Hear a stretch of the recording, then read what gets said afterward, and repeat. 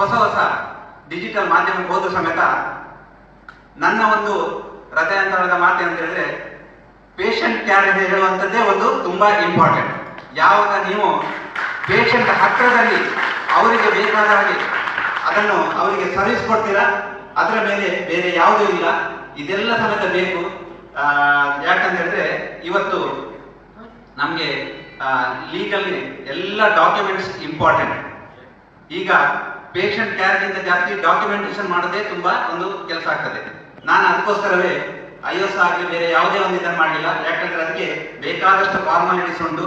ಅದರಲ್ಲಿ ಡಾಕ್ಯುಮೆಂಟೇಶನ್ ಮಾಡೋದೇ ಇಂಪಾರ್ಟೆಂಟ್ ಆಗ್ತದೆ. ನರ್ಸಿಂಗ್ ಕೇರ್ ಆಗಲಿ ಪೇಷಂಟ್ಸ್ ಕೇರ್ ಆಗಲಿ ಕೊಡೋದು ಕಮ್ಮಿ ಆಗ್ತದೆ. ನಂಗೆ ಗೊತ್ತಿದ್ದ ಮಟ್ಟಿಗೆ ನೀವು ಇದನ್ನು ದೊಡ್ಡ ದೊಡ್ಡ ಆಸ್ಪತ್ರೆಗಳಲ್ಲಿ ಅನುಭವಿಸಿರ್ಬೋದು, ನಿಮ್ಮ ರೋಗಿಗಳು ಅನುಭವಿಸಿರ್ಬೋದು.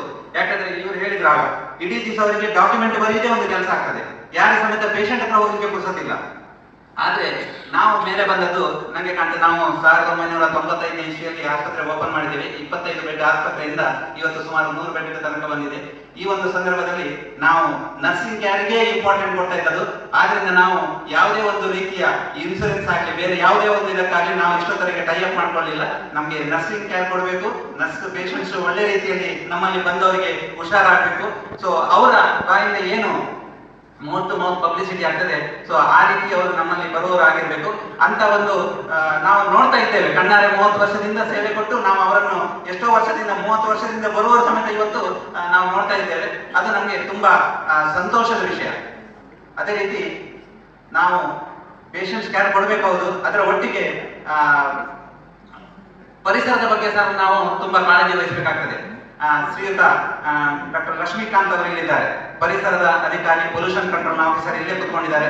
ನಮ್ಮ ಒಂದು ಆತ್ಮೀಯತೆಯಿಂದ ಇವತ್ತು ಮಂಗಳೂರಿಂದ ಇಲ್ಲಿಗೆ ಬಂದಿದ್ದಾರೆ. ಮುಂಚೆ ಉಡುಪಿಯಲ್ಲೇ ಇದ್ರು, ಅವರೇ ಇಲ್ಲಿದ್ದಾರೆ. ಸೊ ಇಂಥ ನಾನು ಯಾವುದೇ ಕೆಲಸ ಆರಂಭ ಮಾಡುವಾಗ ನಾವು ಆರೋಗ್ಯ ಸಂಬಂಧಿತ ಒಂದು ಸಂಸ್ಥೆಯನ್ನು ನಡೆಸ್ತಾ ಇದ್ರು ಸಮೇತ ಅದು ಸಂಸ್ಥೆ ಶುರುವಾಗಿ ಆರಂಭವಾಗಿ ಬಹುಶಃ ಒಂದು 5-10 ವರ್ಷದೊಳಗೆ ನಾವು ಪಂಚಮಿ ಟ್ರಸ್ಟ್ ಅಂತ, ಈಗ ಆಲ್ರೆಡಿ ಅದಕ್ಕೆ 25 ವರ್ಷ ಆಯ್ತು. ಯಾವುದೇ ಒಂದು ಸಣ್ಣ ಮಟ್ಟದಲ್ಲಿ ನಾವೇನು ಕೋಟಿಗಟ್ಟಲೆ ದುಡ್ಡಿದ್ದು ಯಾರ್ಯಾರಿಗ ಕೊಡ್ಬೇಕಂತ ಮಾಡಿದಂತ ಒಂದು ಸಂಸ್ಥೆ ಅಲ್ಲ. ನಾವೇನೋ ಒಂದು ಇನಿಷಿಯೇಟಿವ್ ತಗೊಂಡು ಸಂಸ್ಥೆ ಆಸ್ಪತ್ರೆ ಹೇಗೆ ನಡೀತಾ ಉಂಟು ಅದೇ ರೀತಿ ಒಂದು ಸಮಾಜ ಸೇವೆ ಸಂಸ್ಥೆಯನ್ನು ಮಾಡಬೇಕಂತ ಆಗ್ಲೇ 2000 ನಾವು ಪಂಚಮಿ ಟ್ರಸ್ಟ್ ಅನ್ನು ಆರಂಭಿಸಿದೆವು. ಈ ಒಂದು ಪಂಚಮಿ ಟ್ರಸ್ಟ್ ಮುಖಾಂತರ ಹಲವಾರು ಕೆಲಸಗಳನ್ನು ಮಾಡ್ತಿದ್ದೇವೆ ಪರಿಸರಕ್ಕೆ ಸಂಬಂಧಪಟ್ಟಂತೆ. ಸುಮಾರು 15 ವರ್ಷಗಳ ಮುಂಚೆ ನನ್ನ ನೇಟಿವ್ ಪ್ಲೇಸ್ ಅಲ್ಲಿ ಒಂದು ಸಾಧಾರಣ 3000ಕ್ಕಿಂತಲೂ ಜಾಸ್ತಿ ಗಿಡಗಳನ್ನು ನೆಟ್ಟಿದ್ದೇನೆ. ಈಗ ನನ್ನಕ್ಕಿಂತ 3 ಪಾಲು ದೊಡ್ಡ ಗಿಡಗಳಾಗಿದ್ದೇವೆ. ಅವುಗಳೆಲ್ಲ ನೋಡ್ಲಿಕ್ಕೆ ನಮಗಿಂತ ಸಹ ಒಳ್ಳೆಯದಾಗಿದೆ. ಅದನ್ನು ನೋಡಿದ್ರೆ ನಮಗೆ ಸಂತೋಷ. ಆದ್ರೆ ನೀವು ನೋಡ್ಬೋದು, ಒಂದು ಹಳ್ಳಿಯಿಂದ ಬಂದು ಈ ಪರಿಸರದ ಬಗ್ಗೆ ಜಾಸ್ತಿ ಕಾಳಜಿ ಇಟ್ಕೊಂಡು ನಾವು ಕೆಲಸ ಮಾಡ್ತಾ ಇದ್ದೇವೆ. ಮಿಸ್ಟರ್ ಅಕ್ಷಯ್ ನಾಯಕ್ ಇವರು ಸಮೇತ ಶಿವಮೊಗ್ಗ ಅಂತ ಒಂದು ಮಲೆನಾಡು ಪ್ರದೇಶ, ಕಾಡು ಬೆಟ್ಟ ಮಳೆ ಅಂತದನ್ನೆಲ್ಲ ನೋಡಿದವರು. ಅವರ ಇನಿಷಿಯೇಟಿವ್ ಹೇಗೆ ಉಂಟಂತ ಹೇಳಿದ್ರೆ ಇಂಥ ಒಂದು ಮರ ಕಡಿಯೋದಾಗ್ಲಿ, ಈ ಪೇಪರ್ ಉಳಿಸೋದ್ರಿಂದ ಮರ ಕಡಿಯೋದು ಉಳಿತದೆ. ಸೊ ಇಂಥ ಒಂದು ಪರಿಸರಕ್ಕೆ ಪೂರಕವಾದ ಕೆಲಸವನ್ನೇ ಅವರು ಮಾಡ್ತಾ ಇದ್ದಾರೆ. ಅದು ನಮಗೆ ತುಂಬಾ ಸಂತೋಷದ ವಿಷಯ. ಅವರನ್ನು ಈ ಸಂದರ್ಭದಲ್ಲಿ ನಾನು ಅಭಿನಂದಿಸುತ್ತೇನೆ. ಇಂಥ ಒಂದು ಅವರು ಇನ್ನು ಮುಂದೆ ಮೇಲೆ ಬರಬೇಕು. ಅದೇ ರೀತಿ ನಾವು ಸುಮಾರು 10 ವರ್ಷದ ಮುಂಚೆ ಆಗ ನಗರಸಭೆಯರು ಸ್ವಚ್ಛತಾ ಅಭಿಯಾನದ ಒಂದು ಕೈಗೊಂಡ್ರು. ಅದಕ್ಕೆ ಬ್ರ್ಯಾಂಡ್ ಅಂಬಾಸಡರ್ ಅಂತ ಮಾಡಿದ್ರು. ಅದಕ್ಕೆ ಮಿಸ್ಟರ್ ಅವಿನಾಶ್ ಕಾಮತ್ ಇಲ್ಲೇ ಇವತ್ತು MC ಮಾಡ್ತಾ ಇದ್ದಾರೆ. ಅವರು ಫಸ್ಟ್ ಬ್ರ್ಯಾಂಡ್ ಅಂಬಾಸಿಡರ್ ಆಗಿ ಬಂದ ಮೇಲೆ ಫಸ್ಟ್ ಮಂತ್ ಅಲ್ಲಿ ನಾವು ಉಡುಪಿಯಲ್ಲಿ ಸ್ವಚ್ಛತಾ ಅಭಿಯಾನ ಸ್ಟಾರ್ಟ್ ಮಾಡಿದ್ದೇವೆ ಅವರ ಮುಖಾಂತರ. ಸೊ ಸುಮಾರು 10 ವರ್ಷದಿಂದ ಕಂಟಿನ್ಯೂ ಆಗಿ ನಾವು ಐ ಥಿಂಕ್ ಪ್ರತಿ ಸಂಡೇ ಅದನ್ನು ಕಂಟಿನ್ಯೂ ಆಗಿ ಕೋವಿಡ್ ಟೈಮ್ನಲ್ಲಿ ಮಳೆಗಾಲದಲ್ಲಿ ಚಳಿಗಾಲದಲ್ಲಿ ಅದನ್ನು ಕಂಟಿನ್ಯೂ ಆಗಿ ಮಾಡ್ತಾ ಇದ್ದೇವೆ. ಬಟ್ ಆಗ ಇನಿಷಿಯೇಟಿವ್ ತಗೊಂಡದ್ದು ನಾವು ಇರ್ಬೋದು. ನಮ್ಗೆ ಒಂದು ಇನ್ಸ್ಪಿರೇಷನ್ ಮಿಸ್ಟರ್ ಅವಿನಾಶ್ ಕಾಮತ್ ಅಂತ ಕಾಣ್ತದೆ. ಅದೇ ರೀತಿ ನಮ್ಮ ಪರಿಸರದಲ್ಲಿ ಕೆಲವು ಗಿಡಗಳನ್ನು ಸಹ ನಟ್ಟಿದ್ದೇವೆ. ಅದು ಸಮೇತ ಮಿಸ್ಟರ್ ಅವಿನಾಶ್ ಕಾಮತ್ ನಮ್ಮ ಮರ ನಮ್ಮ ತಂಡ ಅಂತ ಉಡುಪಿಯಲ್ಲಿ ಒಂದುಂಟು, ಎಲ್ಲಿ ಹೋದ್ರು ಸಮೇತ ಗಿಡ ನೆಡ್ತಾರೆ. ಸೊ ನನ್ಗೆ ಅದು ಸಹ ಇಷ್ಟ ಕಂಡಿತ್ತು. ನಮ್ಮ ಪರಿಸರದಲ್ಲಿ ಸಮೇತ ಗಿಡ ನೆಟ್ಟಿದ್ದಾರೆ, ತುಂಬಾ ಫಲಪುಷ್ಪ ಆಗ್ತಾ ಉಂಟು ಅದರಲ್ಲಿ. ಅದು ಸಮೇತ ನಮ್ಗೆ ನಮ್ಮ ಪರಿಸರದ ಬಗ್ಗೆ ನಮ್ಗೆ ಬೇರೆಯವರು ಸಮೇತ ನಮ್ಗೆ ಅದಕ್ಕೆ ಸಪೋರ್ಟ್ ಮಾಡ್ತಾ ಇದ್ದಾರೆ. ಸೊ ಅದೇ ರೀತಿ ಇವತ್ತು ನಾವು ಏನು ಈ ಪೇಪರ್ಲೆಸ್ ಡಾಕ್ಯುಮೆಂಟೇಶನ್ಗೆ ಡಾಕ್ಟರ್ ವ್ಯಾಸರಾಜ್ ತಂತ್ರಿ ನಮ್ಗೆ ಡಿಜಿಟಲ್ ಅಲ್ಲಿ ಅಷ್ಟು ನಮ್ಗೆ ಇನ್ನು ಸ್ವಲ್ಪ ವರ್ಷ ಆಗ್ತಾ ಬರ್ತದೆ. ತುಂಬಾ ನಮ್ಗೆ ಅದರ ಬಗ್ಗೆ ಜ್ಞಾನ ಎಲ್ಲ ಜಾಸ್ತಿ ಇಲ್ಲ, ಇನ್ನು ಬೇಕಾ ಬೇಡ ಅಂತ ಇರ್ತದೆ. ಡಾಕ್ಟರ್ ವ್ಯಾಸರಾಜ್ ತಂತ್ರಿ ಮೊನ್ನೆಯಿಂದ ಅದರ ಹಿಂದೆ ಬಿದ್ದು ಇನಿಷಿಯೇಟಿವ್ ತಗೊಂಡು ಇದರ ಏನು ಕಂಪ್ಲೀಟ್ ಇದು ಗೊತ್ತಿರುವಂತದ್ದು ಡಾಕ್ಟರ್ ವ್ಯಾಸರಾಜ್ ತಂತ್ರಿ ಅವರೇ ಇವರ ಹತ್ರ ಮಾತಾಡಿಕೊಂಡು ಇದನ್ನು ಒಂದು ಕಾರ್ಯರೂಪಕ್ಕೆ ತರುವಲ್ಲಿ ಯಶಸ್ವಿಯಾಗಿದ್ದಾರೆ. ಅವರಿಗೆ ಸಮೇತ ನಾನು ಈ ಸಂದರ್ಭದಲ್ಲಿ ಅಭಿನಂದಿಸ್ತೇನೆ. ಯಾಕಂತ ಹೇಳಿದ್ರೆ ಈ ಒಂದು ಡಿಜಿಟಲ್ ಮಾಡೋದ್ರಿಂದ ಅವ್ರು ಹೇಳಿದ್ರು ನನಗೆ ರಾತ್ರಿ ಅದು ಇವ್ರು ಹೇಳಿದ್ರು ಡಾಕ್ಯುಮೆಂಟ್ಸ್ ಎಲ್ಲ ಡಾಕ್ಟರ್ಸ್ ಕೈಲಿ ಸಿಸ್ಟರ್ಸ್ ಕೈಲಿ ಅಲ್ಲೇ ಇರ್ತದೆ ಎಲ್ಲ ಕೇಸ್ ಸಮೇತ. ನನಗೆ ನಾಳೆ ಬೆಳಿಗ್ಗೆ ಒಂದು 20 ಡಿಸ್ಚಾರ್ಜ್ ಬಂದರೆ ಆ 20 ಡಿಸ್ಚಾರ್ಜ್ ಫೈಲ್ ಅನ್ನು ನಾನು ರೆಡಿ ಮಾಡ್ಬೇಕಿದ್ರೆ ನನಗೆ ಸಿಕ್ಕುದು ರಾತ್ರಿ 10-11 ಗಂಟೆ ನಂತರ. ನಾನು 10-11 ಗಂಟೆ ನಂತರ ಆ ರೆಕಾರ್ಡ್ ಎಲ್ಲ ಸರಿ ಉಂಟಾ ಇಲ್ವಾ, ನಾಳೆ ಡಿಸ್ಚಾರ್ಜ್ ಫೈಲ್ ಸರಿ ಉಂಟಾ ಅಪ್ಡೇಟ್ ಉಂಟಾ ಅಂತ ಮಾಡ್ಲಿಕ್ಕೆ ನನಗೆ ಯೂಶಲಿ 1-1.5 ಗಂಟೆ ನಾನು ಮನೆಗೆ ಹೋಗುವಾಗ ಡೈಲಿ.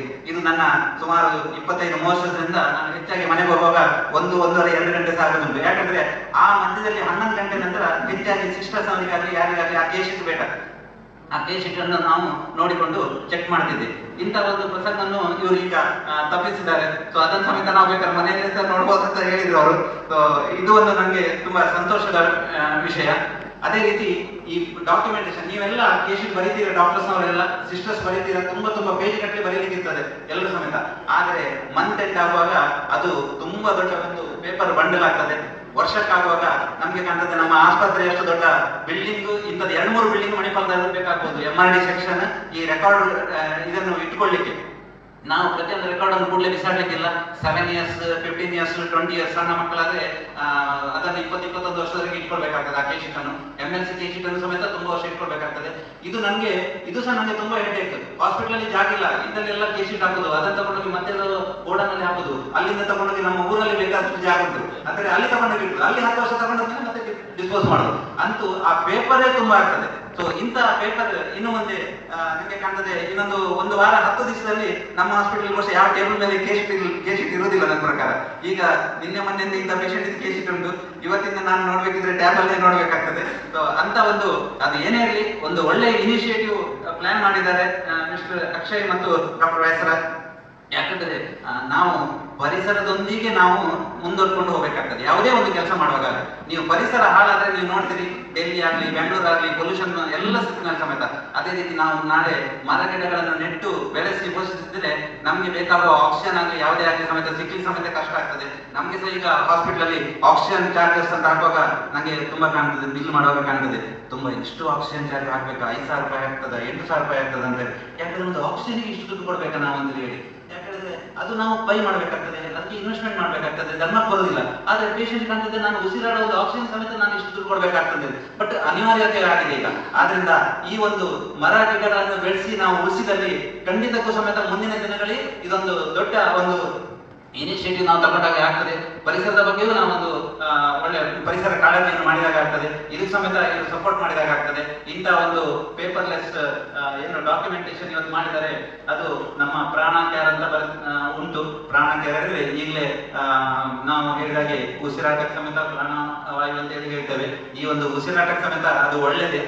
ಅಂತ ಒಂದು ಉಡುಪಿಯ ಶ್ರೀಕೃಷ್ಣನ ಮುಖ್ಯ ಪ್ರಾಣನ ಒಂದು ಏನು ನಮಗೆ ಆಶೀರ್ವಾದ ಉಂಟು ಅಂತ ಒಂದು ಇದರಲ್ಲಿ ನಾವು 30 ವರ್ಷದಿಂದ ಅತ್ಯುತ್ತಮವಾಗಿ ಒಂದು ಆರೋಗ್ಯ ಸಂಸ್ಥೆಯನ್ನು ನಡೆಸ್ಕೊಂಡು ಹೋಗ್ತಾ ಇದ್ದೇವೆ. ಸೊ ಇದಕ್ಕೆ ಎಲ್ಲ ನಮ್ಮ ಡಾಕ್ಟರ್ಸ್ನವರದ್ದು ಎಲ್ಲ ಸಮೇತ ಸಪೋರ್ಟ್ ಸಮೇತ ಉಂಟು. ಇವತ್ತು ತುಂಬಾ ಸಂತೋಷ ಅಂತ ಹೇಳಿದ್ರೆ ಮಾಧ್ಯಮ ಮಿತ್ರರು ಬಂದಿದ್ದಾರೆ. ಈ ಮಾಧ್ಯಮ ಮಿತ್ರರು ಬಂದದಕ್ಕೆ ಯಾಕೆಂದ್ರೆ ನಾವು ಇವತ್ತು ಕರೆದಿದ್ದೇವೆ. ಈ ಒಂದು ಇನಿಷಿಯೇಟಿವ್ ನಮ್ಮ ಹಾಸ್ಪಿಟಲ್ಗೆ ಮಾತ್ರ ಆಗಬಾರದು. ಉಡುಪಿ ದಕ್ಷಿಣ ಕನ್ನಡದ ಇಲ್ಲಿ ಯಾವುದೇ ಆಸ್ಪತ್ರೆಯಲ್ಲಿ ಅವರು ಪರಿಸರ ಕಾಳಜಿ ವಹಿಸುವುದಾದ್ರೆ ನೀವೇನೋ ಒಂದು 4 ಅದರಲ್ಲಿ ಒಳ್ಳೆ ರೀತಿಯಲ್ಲಿ ಬರೆದ್ರೆ ಇವತ್ತಿನ ಈ ಕಾರ್ಯಕ್ರಮದ ಬಗ್ಗೆ ಅದನ್ನು ಅವರು ಅಡಾಪ್ಟ್ ಮಾಡಿದ್ರೆ ಸೊ ಆಗ ನಮ್ಮ ಪರಿಸರ ಕಾಳಜಿಗೆ ನೀವು ಒಂದು ಒತ್ತು ಕೊಟ್ಟಾಗ ಆಗ್ತದೆ ಅಂತ ನನ್ನದೊಂದು ಅನಿಸಿಕೆ.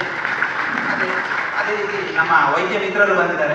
ಯಾಕಂದ್ರೆ ಇದೆಲ್ಲ ಅವರಿಗೂ ಕಾಣ್ತದೆ, ಏನಪ್ಪ ಬರೆಯುವುದು ಏನಪ್ಪ ನೋಡುದು ಏನಂತ ಹೇಳಿ. ಇದಕ್ಕೆ ನಮ್ಮ ವೈದ್ಯ ಮಿತ್ರರು ಸಮೇತ ಎಲ್ಲರೂ ಸಮೇತ ಇಲ್ಲಿಗೆ ಬಂದಿದ್ದಾರೆ ಅಂತ ಹೇಳಿದ್ರೆ ನಮ್ಗೆ ಅದಕ್ಕೆ ಸಪೋರ್ಟ್ ಮಾಡ್ತಾ ಇದ್ದಾರೆ ಅಂತ ಹೇಳಿ ಅರ್ಥ. ಒಂದು 15 ದಿವಸ 1 ತಿಂಗಳು ಸ್ವಲ್ಪ ಹೆಚ್ಚು ಕಮ್ಮಿ ಕಷ್ಟ ಆಗ್ಬೋದು ಸರ್. ಆದ್ರೂ ಸಮೇತ ಅದನ್ನು ಇನಿಷಿಯೇಟಿವ್ ತಗೊಂಡು ನೀವು ಅದನ್ನು ಒಳ್ಳೆ ರೀತಿಯಲ್ಲಿ ನಮ್ಗೆ ಸಪೋರ್ಟ್ ಮಾಡಬೇಕು, ಸಪೋರ್ಟ್ ಮಾಡ್ತೇನೆ ಅಂತ ಸಹ ನನಗೆ ಗೊತ್ತುಂಟು. ಸೊ ಆದ್ರಿಂದ ನಿಮ್ಮ ಒಂದು ಸಪೋರ್ಟ್ ಅನ್ನು ಸಮೇತ ನಾನು ಈ ಸಂದರ್ಭದಲ್ಲಿ ಕೇಳಿಕೊಳ್ತಾ ಈ ಒಂದು 100% ಪೇಪರ್ಲೆಸ್ ಅಂತ ನಾವು ಹೆಜ್ಜೆ ಇಟ್ಟಿದ್ದೇವೆ. ನಾವು ಗೋ ಗ್ರೀನ್ ಅಂತೇಳಿ, ಗೋ ಗ್ರೀನ್ ಅಂತಂದ್ರೆ ಗ್ರೀನ್ ಪರಿಸರದ ಬಗ್ಗೆ ನಾವು ಮುಂದೆ ಹೋಗ್ತಾ ಇದ್ದೇವೆ. ಕಂಪ್ಲೀಟ್ 100% ಆಗ್ತಂತೇಳಿ ಇಲ್ಲ, ನೀವು ಅದನ್ನು ಗೂಗಲ್ ಅಲ್ಲಿ ಸಮೇತ ನೋಡ್ಬೋದು.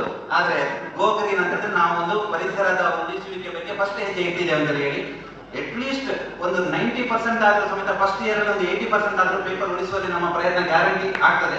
ಮತ್ತೊಂದು 1 or 2 years ಅಲ್ಲಿ ಖಂಡಿತಕ್ಕೂ ಒಂದು 90-95% ಆದ್ರೂ ಪೇಪರ್ ಉಳಿಸುವಲ್ಲಿ ಆಗ್ಬೋದು. ನಾಳೆ ಬಂದ್ಕೊಂಡು ಯಾರಾದ್ರೂ ಕೇಳ್ಬೋದು, ಅಲ್ಲ ಸರ್ ನೀವು ಗೋಗ್ರೀನ್ ಅಂತ ಬರ್ತೀರಾ ಪೇಪರ್ಲೆಸ್ ಅಂತ ಹೇಳಿದ್ರೆ ಏನ್ ಸರ್ ಇಲ್ಲಿ ಪ್ರಿಸ್ಕ್ರಿಪ್ಷನ್ ಕೊಡ್ತಾ ಇದ್ದೀರಾ, ಇಲ್ಲಿ ಬಿಲ್ ಕೊಡ್ತಿದ್ದೀರಾ ಅಂತ ಹೇಳಿ.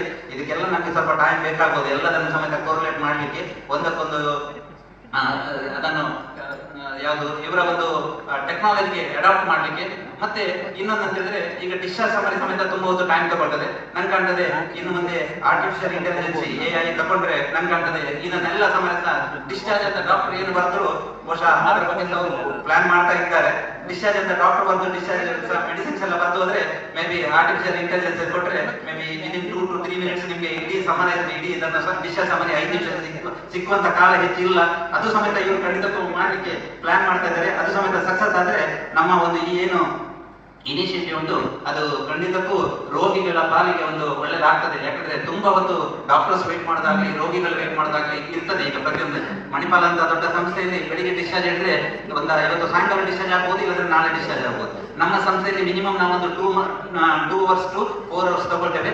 ಈ ಒಂದು ಟೈಮ್ ಅನ್ನು ಸಮೇತ ನಾವು ಈ ಒಂದು ಡಿಜಿಟಲೀಕರಣದಿಂದ ಬೇಗ ಆಗ್ತದೆ ಅಂತ ನನ್ನ ಒಂದು ಅನಿಸಿಕೆ. ಸೊ ಏನೋ ಇಂಥ ಒಂದು ಒಳ್ಳೆಯ ಕಾರ್ಯಕ್ರಮವನ್ನು ಮಿಸ್ಟರ್ ಅಕ್ಷಯ ನಾಯಕ್ ಮತ್ತು ಡಾಕ್ಟರ್ ವ್ಯಾಸರಾಜ್ ಒಂದು 10 ವರ್ಷದಿಂದ ನನ್ನ ಆಸ್ಪತ್ರೆಯ ಮೆಡಿಕಲ್ ಡೈರೆಕ್ಟರ್ ಆಗಿ ನಮಗೆ ಹೆಗಲು ಕೊಟ್ಟು ಒಂದು ಇಂಥ ಒಂದು ಇದನ್ನು ಮುಂದೆ ಬರಲಿಕ್ಕೆ ಪ್ರತಿಯೊಂದು ಇನಿಷಿಯೇಟಿವ್ ತಗೊಳ್ತಿದ್ದಾರೆ. ಈ ಇನಿಷಿಯೇಟಿವ್ ಅನ್ನು ಎಲ್ಲರೂ ಸಮೇತ ಒಳ್ಳೆಯದಕ್ಕೋಸ್ಕರ ಮಾಡಿ. ಆದ್ರೆ ಒಂದು ನನ್ನದೊಂದು ರಿಕ್ವೆಸ್ಟ್, ನಮ್ಮ ಸ್ಟಾಫ್ಸ್ ಯಾರೇ ಬಂದಿರಲಿ ಇಲ್ಲ ನೀವು ಇದ್ದ ಸ್ಟಾಫ್ಸ್ ಬೇರೆಯವರಿಗೆ ಹೇಳಿ, ನರ್ಸಿಂಗ್ ಕೇರ್ ಬಗ್ಗೆ ಯಾರು ಸಮೇತ ಅದನ್ನು ಯಾವುದೇ ರೀತಿಯಲ್ಲಿ ಸಮೇತ ನೆಗ್ಲೆಕ್ಟ್ ಮಾಡ್ಲಿಕ್ಕಿಲ್ಲ. ನರ್ಸಿಂಗ್ ಕೇರ್ ಇದ್ರೆ ಮಾತ್ರವೇ ಆಸ್ಪತ್ರೆ ಒಳ್ಳೆಯ ಹೆಸರು ಬರ್ಲಿಕ್ಕೆ ಕಾರಣ.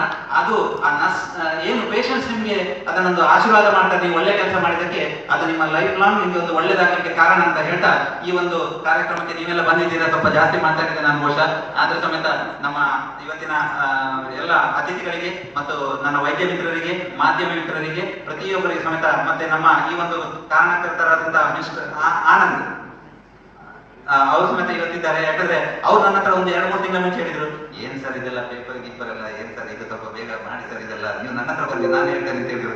ನಮ್ಗೆ ಅಷ್ಟೆಲ್ಲ ಇದಿಲ್ಲ. ನಾನು ಡಾಕ್ಟರ್ ವ್ಯಾಸರಾಜ್ ಅಂತ ಹೇಳಿದೆ, ನೀವು ಹೋಗಿ ಅವರನ್ನು ಮಾತಾಡ್ಸಿ ಸ್ವಲ್ಪ ನಾನು ಹೋಗುದಿಲ್ಲ ಹೇಳಿ. ಸೊ ವ್ಯಾಸರಾಜ್ ಎಲ್ಲ ಮಾತಾಡಿದ್ರು. ಸೊ ಆದ್ರಿಂದ ಇವತ್ತು ಇದೆಲ್ಲ ಒಂದು ಫೈನಲ್ ಸ್ಟೇಜಿಗೆ ಬಂದು ಒಂದು ಒಳ್ಳೆಯ ರೀತಿಯಲ್ಲಿ ನಡೀಲಿಕ್ಕೆ ಆಗಿದೆ.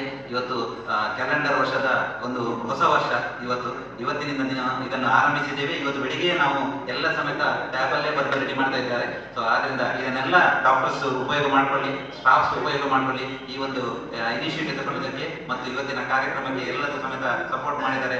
ಕಿರಣ್ ಅವರು ಬಂದಿದ್ದಾರೆ, ನಮ್ಮ ಮೊನ್ನೆಯಿಂದ ಇದರ ವರ್ಕ್ ಮಾಡೋರು, ಅಕ್ಷಯ ನಾಯಕ್ ಟೀಮ್ ಫುಲ್ ನಮ್ಮ ಆಸ್ಪತ್ರೆಯಲ್ಲೇ ಒಂದು 2 ರೂಮ್ ಕೊಟ್ಬಿಟ್ಟಿದೆ ಅವರಿಗೆ. ಮೊನ್ನೆಯಿಂದ ಅವರ ಸ್ಟಾಫ್ಸ್ ನಮ್ಮ ಆಸ್ಪತ್ರೆಯಲ್ಲಿ ದಿವಸದ 24 ಗಂಟೆ ನೈಟ್ ಸಮೇತ ಅಲ್ಲಿ ಸ್ಟಾಫ್ಸ್ಗೆ ಏನಾದರೂ ಪ್ರಾಬ್ಲಮ್ ಆದ್ರೆ ಅವರು ಹೇಳಿಕೊಡ್ತಾ ಇದ್ದಾರೆ. ಸೊ ಆ ರೀತಿ ಅವರಿಗೆ ಸಮೇತ ನಾನು ಈ ಸಂದರ್ಭದಲ್ಲಿ ಅಭಿನಂದಿಸಿದ.